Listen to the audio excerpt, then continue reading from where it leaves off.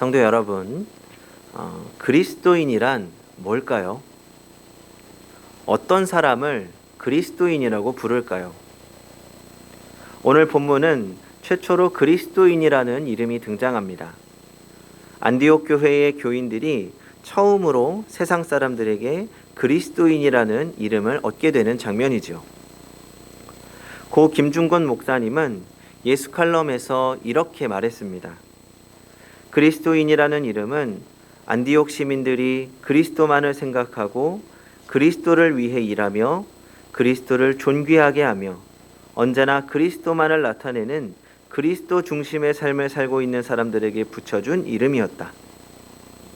그러면서 오늘날 교회 안에 그리스도인은 사라지고 교인들만 점점 많아지고 있다고 지적합니다. 이 땅에 복음이 전해진 이후로 교인은 무수히 늘어났지만 과연 참된 그리스도인은 얼마나 될지 생각해 봅니다. 예수 그리스도를 믿는다고 말은 하지만 예수를 따라가지는 않습니다. 예수님의 생각도 담지 않고 예수님의 말씀에도 순종하지 않습니다. 그러므로 교회는 교회됨을 점점 잃어버리고 있습니다. 그리스도인은 그리스도인됨을 잃어가고 있습니다. 우리는 과연 진정한 그리스도인이라고 자신 있게 대답할 수 있을까요? 오늘 안디옥에서 비로소 그리스도인이라고 불리워진 사람들을 살펴보면서 어떤 사람이 그리스도인인지 그리고 어떻게 그리스도인으로 살아갈 수 있을지 생각해 보려고 합니다. 첫째로 그리스도를 사랑하는 사람들입니다. 오늘 보면 19절 말씀입니다. 같이 읽어보겠습니다. 시작. 그때에 스데반의 일로 일어난 환란으로 말미암아 흩어진 자들이 베니게와 구브로와 안디옥까지 이르러 유대인에게만 말씀을 전하는데 스데반의 순교 이후에 수많은 그리스도인들이 박해를 받게 되었습니다. 안디옥 교회는 그 중에 박해를 피해서 흩어진 사람들이 세운 교회였습니다. 그들은 모진 고난과 박해를 받으면서 더 감사하는 모습으로 살았습니다. 왜요? 주님을 사랑했기 때문입니다. 그리스도 때문에 어려움을 당하면서도 더 주님을 사랑했습니다. 사랑의 농도를 측정해 보려면 사랑하는 사람을 위해 고난받을 수 있는지를 물어보아야 합니다. 인간은 자신이 가장 사랑하는 존재를 위해서 고난받을 수 있는 마음을 가지고 있기 때문입니다. 그렇다면 여러분은 그리스도를 위해 고난받기까지 사랑하십니까? 여러분은 그리스도의 몸된 교회를 어려움을 당하면서까지 사랑하십니까? 그리스도를 위해 고난받아 본 경험이 있으십니까?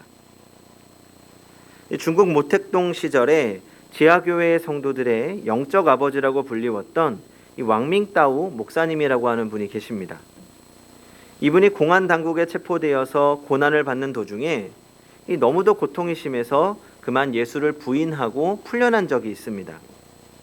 그런데 석방이 되어 나온 후에 너무 주님께 죄송하고 송구한 마음에 더 큰 정신적인 고통을 겪게 됩니다. 두통이 도무지 떠나지 않고 그를 괴롭힌 것입니다. 그는 주님의 징계라는 것으로 생각하고 기도하면서 결심합니다.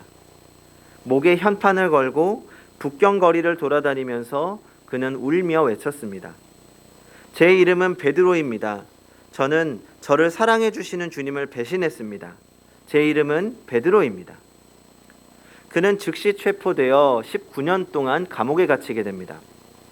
만기가 되어 감옥에서 나오자 전도자였던 라비 제컬라이어스는 어떻게 고난을 이겨낼 수 있었는지 그에게 질문합니다.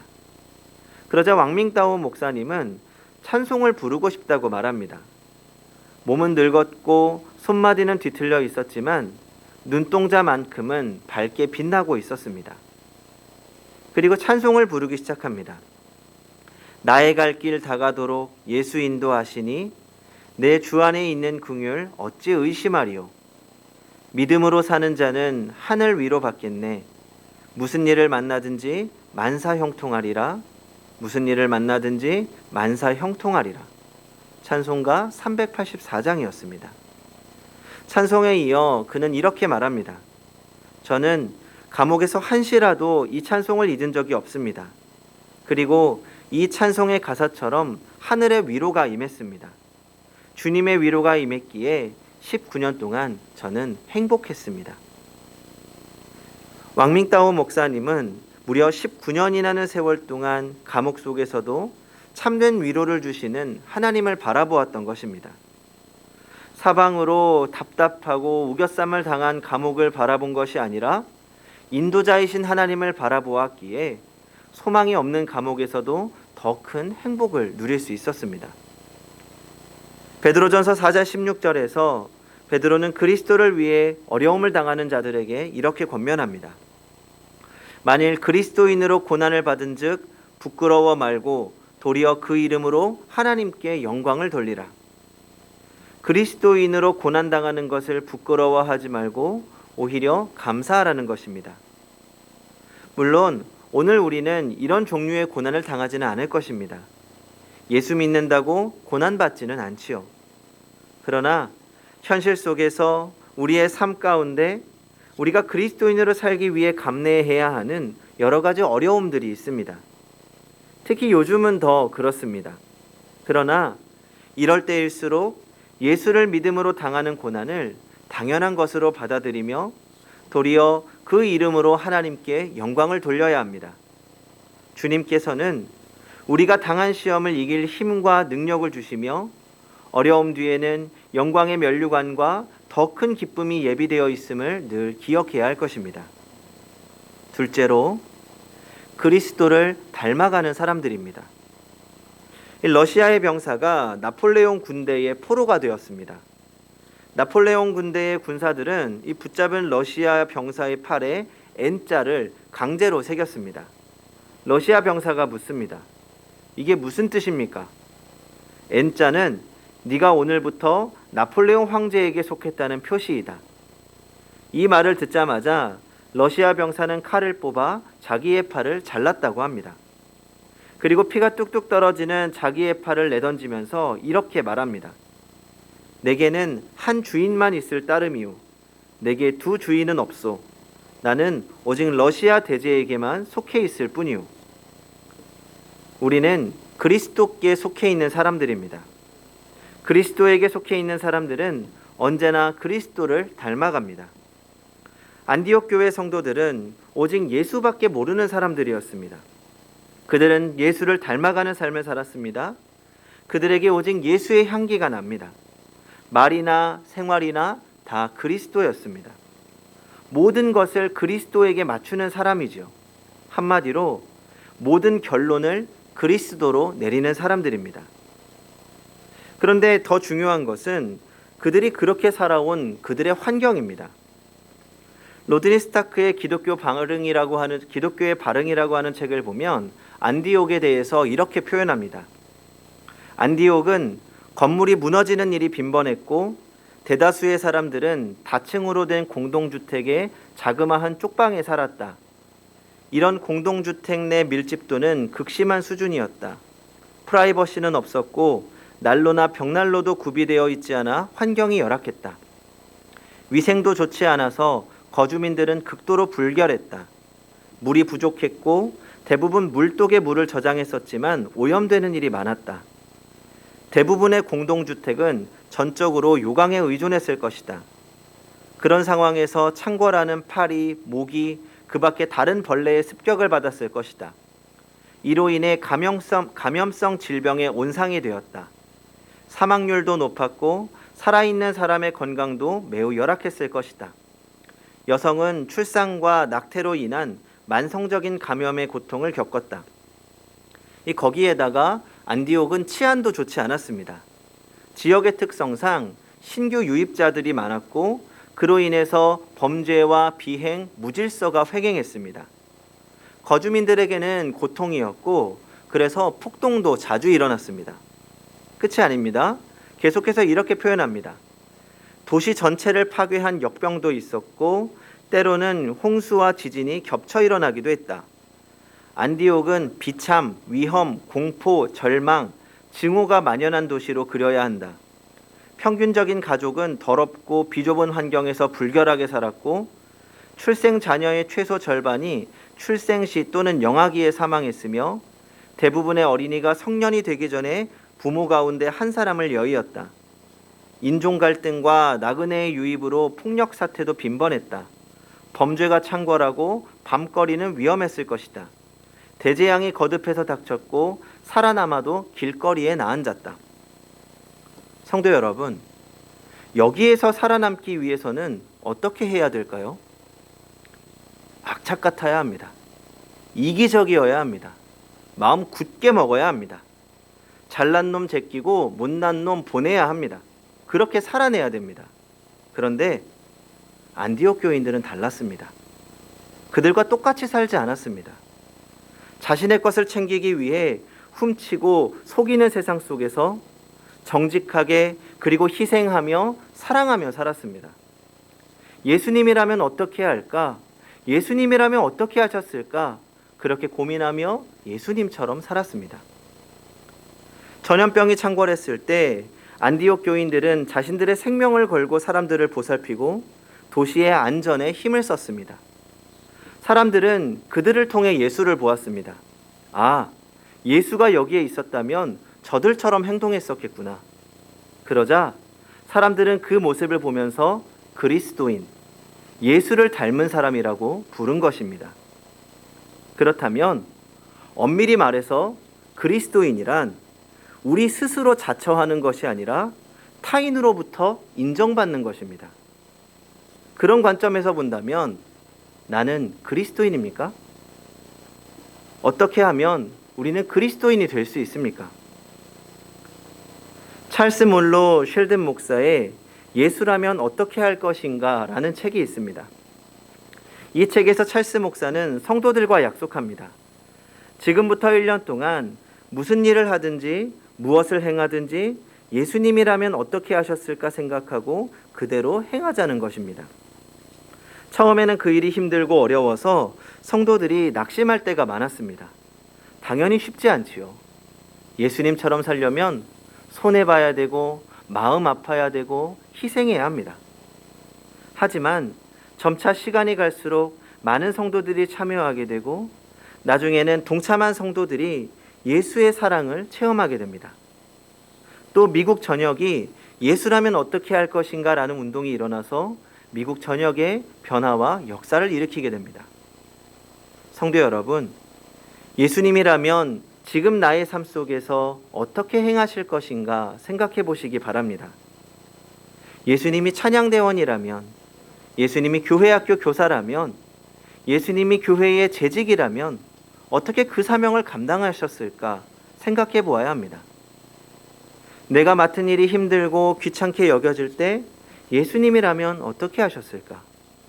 또 지금 코로나 시대 예수님이라면 어떻게 하셨을까 생각해 보아야 합니다. 예수님처럼 생각하다 보면 예수님을 닮아가게 됩니다. 그렇기에 예수님이라면 어떻게 하실 것인가 생각하며 예수를 닮아가는 일에 힘쓰시기 바랍니다. 예수를 닮아가는 우리의 모습이 보일 때 세상 사람들은 그때에야 비로소 우리를 그리스도인이라 부르게 될 것입니다. 그리고 셋째로 그리스도인은 그리스도의 손이 함께합니다. 오늘 본문 21절입니다. 주의 손이 그들과 함께 하심에 수많은 사람들이 믿고 주께 돌아오더라. 주의 손이 그들과 함께 할 때 주께 돌아오는 사람이 많아졌다고 했습니다. 진정한 그리스도인은 주의 손이 함께하는 사람들입니다. 비로소 그리스도인이라 불리웠던 안디옥 교회 성도들도 주님의 손에 붙잡힌 사람들이었습니다. 고난을 당하고 생명의 위협을 당하면서도 평안을 잃지 않고 당당하게 살아갈 수 있었던 것은 그들의 손이 그들을 붙잡았었기 때문입니다. 예수께서 그들을 지켜주신 것입니다. 그리고 주님께서 그리스도인들을 붙잡아 주시는 것, 그리스도인들을 지켜주시는 것을 보고 많은 사람들이 하나님께로 돌아왔습니다.